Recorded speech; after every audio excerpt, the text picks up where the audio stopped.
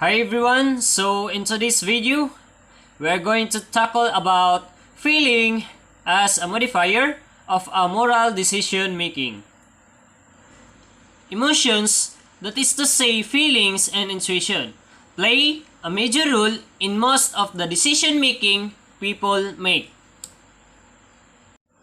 Most people do not realize how much their emotions direct their moral choices. But expert thinks it is possible to make a moral judgment without emotions.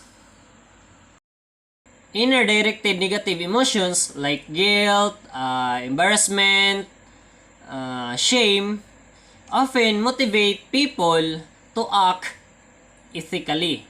For example, people often direct anger, disgust, or attempt at those who have acted unethically.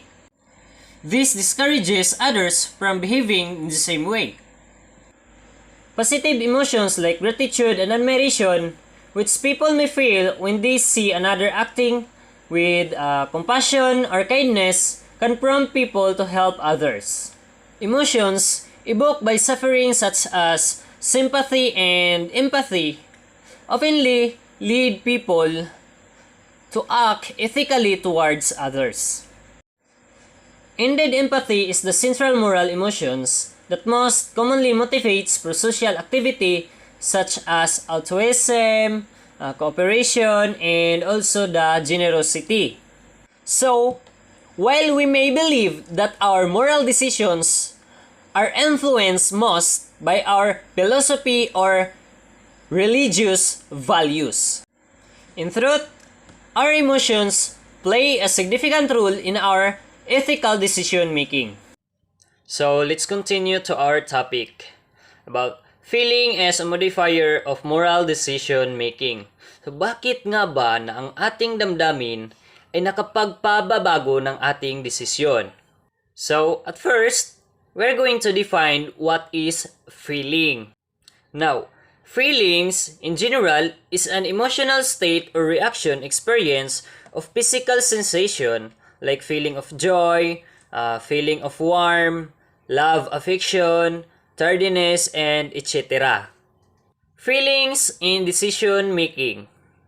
Several studies conclude that up to 90% are based on our emotions. Now, research also show that actual emotional state can influence the process of moral reasoning and determine judgment. Emotions since play a critical role in moral judgment, and also feelings can lead to wrong decision. Kasi may maraming tao or marami sa atin na kapag magdedesisyon na tayo ay ang emotion talaga natin ang umiiral o ang yung bugso ng ating damdamin ang yung umiiral ng ating paggawa ng ating desisyon. Naging mali ito kapag ang ating desisyon ay hindi akma ng ating pangyayari or hindi akma ng pangyayari ng ating paligid. And we use logic to justify ourselves or our actions to ourselves and to others. And feelings are instinctive and trained response to moral dilemma. So, they can be obstacle to making a right decision, but they can also help in making the right decision.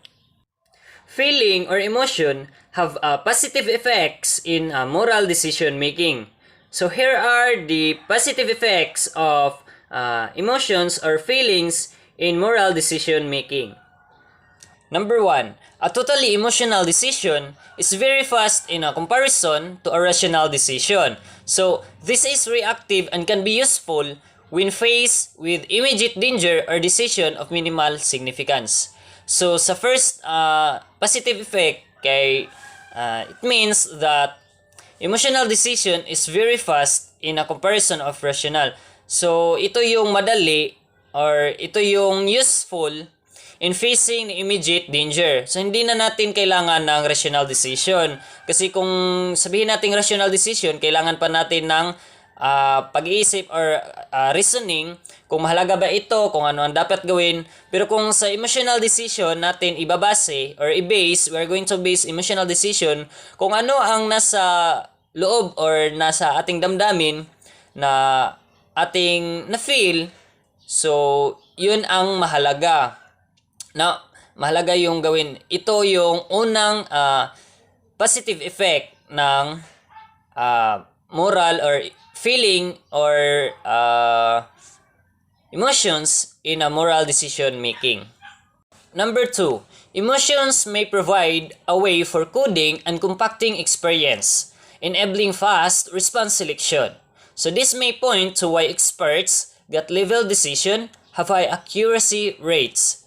So kay nakaagi na matay example, 'di ba sa mga nag-uyab, nasakitan ka at first kay nag-cheat siya. So, at the same time, nanguyab siya balik sa mga, di ba, maka-decide ka through our experience, kung makibalik pa siya, lain po kayo nga, nangilad na siya, tapos imuha pag yung balikan. Di ba, we can make right decision to our feelings or to our experience. Decisions that start, this is for number 3 positive effects of feeling or emotions in a moral decision making. So, decisions that start with logic may need emotions enable the final selection, particularly when confronted with near equal options. So, if the decision is in logic, so it is difficult to us to find or to determine what is the right decision. But with the help of emotions, so we can create a right decision. Example, kanang magkuan ka, you are taking the test in yung sa edukasyon sa pagpapakatao, yung core values natin, yung dati yung sa high school pa natin, di ba, may core values tayo. Yung sa question niya or yung sa choices ng question, di ba, sa 4 ng question ay magkapare-pareho lang ng sagot or related lang yung mga sagot nila, yung mga thoughts nila. Pero through our emotions, ma-apply natin yung emotions natin na ito talaga yung tama, ito yung pipiliin ko kasi ito yung mas angat na answer. 'Di ba? Kung ano ang yung nasa puso, kung ano yung nasa damdamin mo sa pag-take mo ng test, kasi yung choices niya ay magkalapit lang, no? Konting diferensya lang. Talagang ma-trouble yung mind mo kasi sa pagbasa mo ng choices nito, parang naisip mo ay sagot to. Pagbasa mo sa isa naman, ay sagot rin ito. 'Di ba? Pag nabasa mo yan lahat with the use of your emotions or feelings, may masagot ka. And number 4, emotions often drive us in a direct conflicting with self-interest. So mo na siya sa mag-conflict yun siya sa tuang self-interest nga kanang sa emotions na to. For instance, kanang ganahan kay kasi sa kabutang, no? Gustong-gusto mo yung isang bagay na nasa isipan mo gusto mo siya. Nasa damdamin mo gusto mo siya. Pero yung nasa isipan mo ay yung mas mahalaga. So, mag-conflict yun siya sa imuhang yung sa emosyon. And it has also a number of negative effects.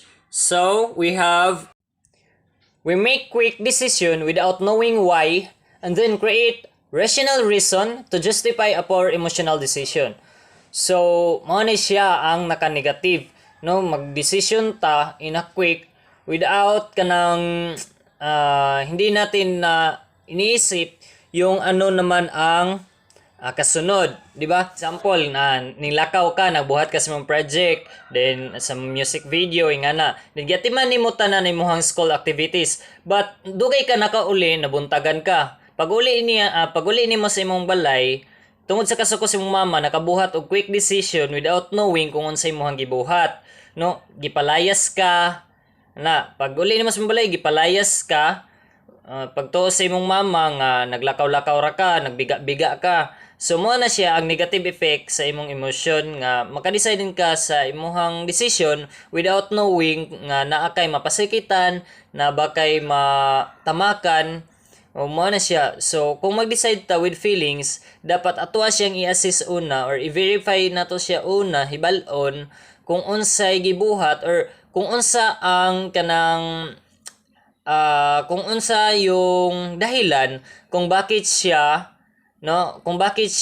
umuwi ng hindi maaga. And second is, intensity of emotion can override rational decision making in cases where it is clearly needed.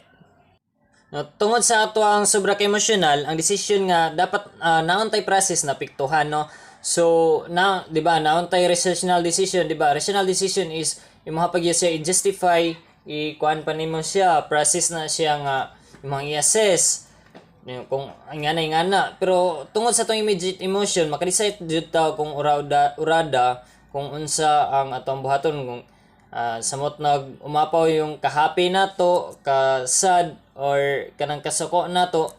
Di ba, like anang sa korte, di ba, kanang maghusay, then ang judge kay namang gyud siya sa tunga, then ang client pananglitan ang client kay dili na makakuan sa ilahang emotions, kanang nagpalitan na sila ng mga salita, kanang motabi ang isa, din mosapaw din ang isa, so di nakatabi ang judge. Mao na siya nga ikuan na lang dayon sa judge nga i-continue nila sa sunod nila nga panag-abot or sa sunod nila nga hearing. So tungod sa emotion nga ni override na siya, bisan na due process para masettle ang isa ka problema, pero tungod sa tuang problema manggod, mo na siya nga makadecide jud ang judge nga sa next hearing na lang jud, kay haron nga dili na mudako ang problema sa sulod. Mo na. Third is, immediate and unrelated emotions can create mistakes by distorting and creating bias in judgment. In some cases, this can lead to an unexpected and reckless action. Projected emotions can lead to errors because people are subject or systematic inaccuracy about how they will feel in the future. No, projected emotion can lead to errors, tama. Kita kasi kita mga Pinoy assuming kayo ta nga na feel na to nga tama na, feel na to nga makalampos ta, but wala tay ginabuhat.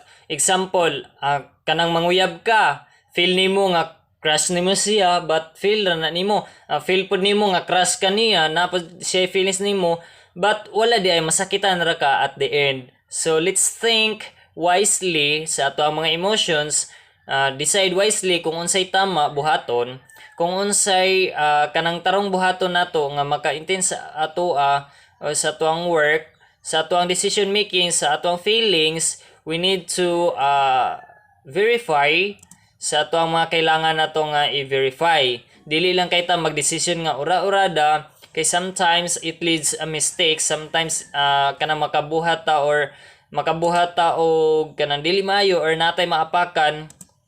Then kung mag-decide ta, dili gid nato ingon na ipatigbabaw ang atuang emosyonal, dapat atuang ipatigbabaw ang atuang rational decision, which is the due process. Now we have moral statement as expression of feelings. So according to some linguistic philosopher called EMOTIVISM, the statement stealing is wrong, so it's not a statement of fact, it is an expression of a desired emotion. The rule of maxim stealing is wrong means I desire that you do not steal. An emotional statement is not verifiable like factual statement. Now, let us define what is emotivism. Now, it's the view that moral judgment does not function as statement on fact but rather as an expression of the speaker's or writer's feeling. And emotivism was expounded by E.G. Ayer in Language, Truth and Logic in 1936 and developed by Charles Stevenson in Ethics and Language in 1945. So the emotivist thus goes further by saying that ethical statements being emotional expression are not verifiable. Emotional expression are no assertion or what is true or not false. They are like expression of test. And it may be said that an analogy between legal and moral statement may be made to show the moral statements may be treated like a factual statement. In criminal law, the allegation that one's act of stealing is wrong may be established by evaluating the act in the light of the element of the crime of stealing under the law. In other words, we need a verification. The emotivist can still argue such an argument if it proves that a certain individual act characteristics that can be described as stealing. It does not mean that statement stealing is wrong, as a factual statement which is correct, since all maxims or rules are non-factual and only the particular instances evaluated on the basis of these rules will be considered as factual. Now, we are going to managing feelings. According to Aristotle wrote that anyone can get angry. So, that is easy. But, do this to the right person, to the right extent, at the right time, with the right motive, and in the right way. That is not for everyone, nor it is easy. In other words, your anger should not be displaced. The moral person manages his or her feelings well. Always remember these things. This is very important to us. Now, feelings can be obstacle to making the right decision, but they can also help in making the right decision. Feeling can help person in making the right decision if they are reasonably managed. Acting on one's conviction imply involvement of both reason feeling. One teaches effectively when he or she touches hearts. This is the main feature of valued education that works. To be an ethical person, one must manage his or her feelings. Thank you and God bless, and that's all for my topic in this video.